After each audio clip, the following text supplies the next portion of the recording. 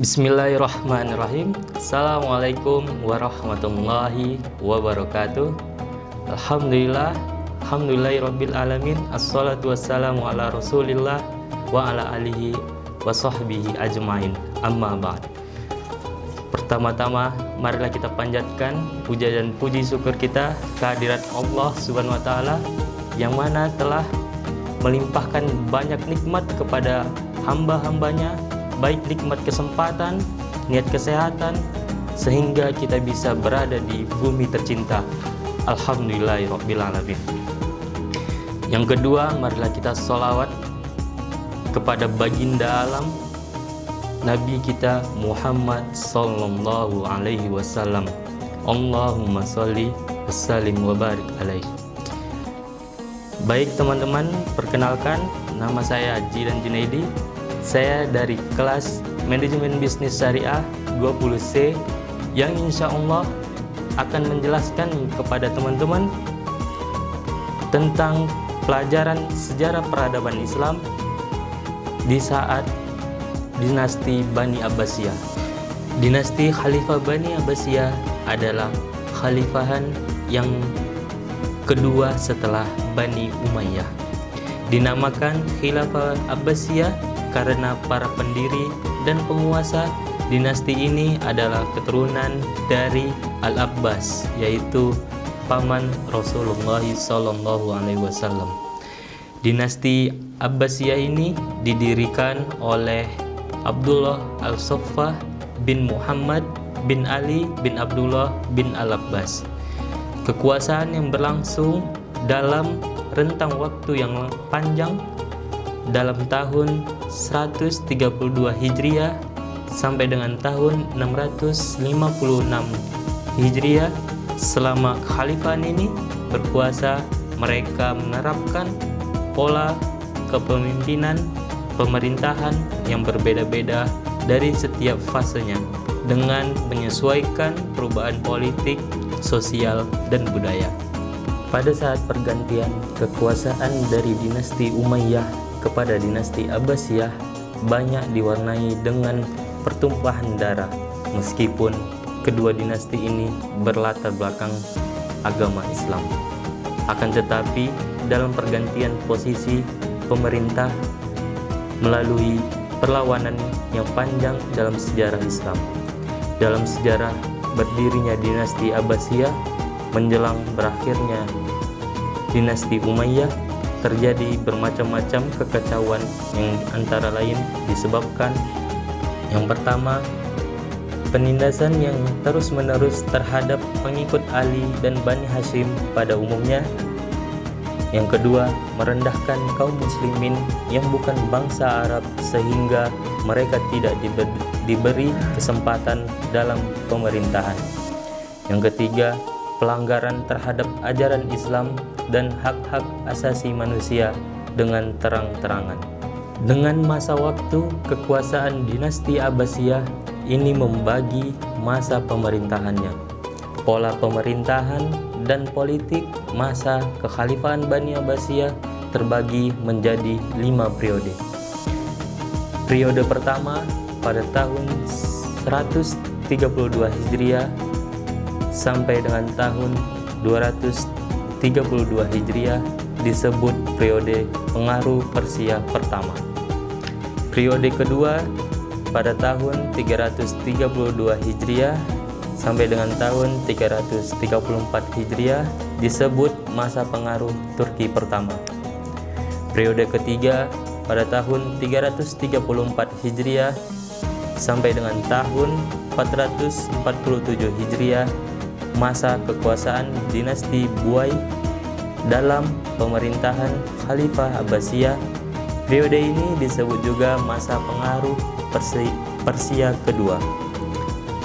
Periode keempat pada tahun 447 Hijriah sampai dengan tahun 590 Hijriah masa kekuasaan dinasti Bani Seljuk dalam pemerintahan Khalifah Abbasiyah, biasanya disebut juga dengan masa pengaruh Turki kedua. Periode kelima 590 Hijriah sampai dengan tahun 656 Hijriah, masa khalifah bebas dari pengaruh dinasti lain, tetapi kekuasaannya hanya efektif di sekitar kota Baghdad. Faktor-faktor berdirinya dinasti Abbasiyah, ada beberapa hal yang mendorong berdirinya dinasti Abbasiyah dan disertai juga situasi-situasi yang membuat dinasti sebelumnya menjadi lemah, yaitu pertama, timbulnya perselisihan politik antara Bani Umayyah dengan pengikut setia Ali bin Abi Thalib, yaitu golongan Syiah. Yang kedua, munculnya kalangan Khawarij disebabkan rivalitas politik antara Muawiyah dengan Syiah dan kebijakan-kebijakan yang tidak adil.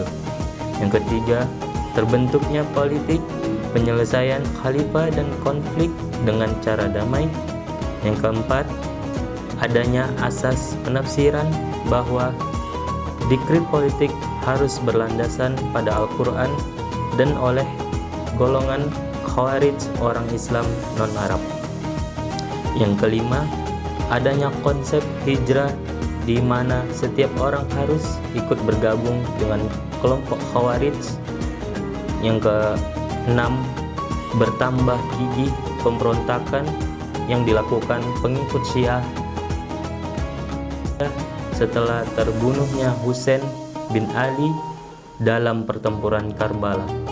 Yang ketujuh, timbulnya paham Mawali, yaitu pemahaman masalah perbedaan antara orang Islam Arab dengan non-Arab. Baik, teman-teman sekalian, saya akan menjelaskan tentang perkembangan dinasti Abbasiyah. Yang pertama, tentang perkembangan ilmu pengetahuan pada saat dinasti Abbasiyah. Di era dinasti Abbasiyah, ilmu pengetahuan Islam berkembang pesat. Masa puncaknya ketika pemerintahan Khalifah Harun ar-Rasyid pada tahun 786 Masehi sampai dengan tahun 809 Masehi, dan Khalifah Al-Ma'mun ar-Rasyid pada tahun 813 Masehi sampai dengan tahun 833 Masehi, yaitu ada ilmu tafsir, ilmu kalam atau teologi Islam, ilmu tasawuf, ilmu geografi, ilmu kimia, ilmu kedokteran, ilmu matematika, adapun juga ilmu ekonomi. Yang kedua, perkembangan di masa dinasti Abbasiyah, yaitu perkembangan bidang sosial dan budaya. Di antara kemajuan dalam bidang sosial dan budaya adalah terjadinya proses akulturasi dana masyarakat. Dan ada juga seni arsitektur yang dipakai dalam bangunan istana dan kota-kota, seperti pada istana Khosrul Zahabi dan Khosrul Khuldi. Kemajuan juga terjadi pada bidang sastra bahasa dan seni musik. Pada masa ini lahirlah seorang sastrawan dan budayawan terkenal seperti Abu Nawas, Abu At-Tahiyah, Al-Mutanabbi, Abdullah bin Muqaffa, dan lain-lain. Karya buah pikiran mereka masih dapat dibaca saat ini. Adapun yang ketiga, perkembangan di masa Bani Abbasiyah, yaitu perkembangan di bidang politik dan militer. Pemerintahan dinasti Abbasiyah membentuk departemen pemerintahan, departemen pertahanan, departemen keamanan yang disebut Diwanul Jundi. Departemen ini yang mengatur semua yang berkaitan dengan kemiliteran dan pertahanan keamanan. Pembentukan lembaga ini didasari atas kenyataan politik militer bahwa pemerintahan dinasti Abbasiyah banyak terjadi pemberontakan dan bahkan beberapa wilayah berusaha memisahkan diri dari pemerintahan dinasti Abbasiyah. Kehancuran dan kemunduran di masa Bani Abbasiyah. Setelah mengalami masa kemasan, kekuatan dinasti Abbasiyah perlahan mulai memudar. Berikut ini beberapa faktor kemunduran dinasti Abbasiyah, yaitu yang pertama, perebutan kekuasaan. Rebutan kekuasaan salah satu faktor internal penyebab runtuhnya Bani Abbasiyah adalah perebutan kekuasaan oleh orang-orang berpengaruh di kerajaan. Hal ini disebabkan oleh pemimpin Abbasiyah yang kurang tegas sehingga membuka jalan bagi Mamluk atau tentara budak dan Bani Buai untuk mengambil inisiatif merebut kekuasaan. Meski khalifah tetap dipegang oleh keturunan Abbasiyah, tetapi dinasti-dinasti kecil yang lain jauh dari pusat pemerintahan mulai lahir. Terlebih lagi, luasnya kekuasaan Abbasiyah membuat komunikasi pusat dengan daerah sulit dilakukan, sehingga semakin mudah untuk memisahkan diri. Yang kedua, persaingan antar bangsa. Ketika mendirikan Khalifah Abbasiyah, Bani Abbas bersekutu dengan orang-orang Persia yang tidak senang dengan pemerintahan Bani Umayyah. Namun dalam prosesnya, orang-orang Persia juga tidak merasa puas dengan pemerintahan Abbasiyah dan menginginkan sebuah dinasti dengan pejabat dari bangsanya sendiri. Di saat yang sama, bangsa Arab beranggapan bahwa mereka lebih istimewa dan menganggap rendah bangsa non-Arab. Oleh karena itu, muncullah dinasti-dinasti yang ingin melepaskan diri dari kekuasaan Baghdad, seperti bangsa Persia, Turki, dan Kurdi. Yang ketiga, menurunnya ekonomi dinasti Abbasiyah. Meski kesempatan bergemilang kekayaan, kekhalifahan Abbasiyah mulai mengalami kemunduran di bidang ekonomi karena pendapatan terus menurun sementara pengeluaran mereka terus meningkat. Peningkatan pengeluaran ini salah satunya disebabkan oleh kehidupan para khalifah dan pejabatnya yang teramat mewah. Selain itu, ada juga perang salib yang berlangsung selama beberapa periode, tidak hanya menelan banyak korban, tetapi juga menimbulkan kerugian materi yang besar bagi Bani Abbasiyah. Penyebab runtuhnya dinasti Abbasiyah adalah serangan bangsa Mongol yang berhasil menghancurkan kota Baghdad pada 1258 Masehi. Tentara Mongol yang berkekuatan sekitar 200.000 orang menyerang Baghdad. Khalifah terakhir Daulah Abbasiyah, Al-Musta'sim, benar-benar tidak berdaya membendung tentara Mongol sebanyak itu. Penyebab utama tentara Mongol menyerang Bani Abbasiyah ada dua, yaitu kekalahan Kekaisaran Khwarezmiyah yang secara tidak langsung menjadi benteng Abbasiyah dari Mongol. Selain itu, invasi bangsa Mongol juga dilandaskan motif ekonomi.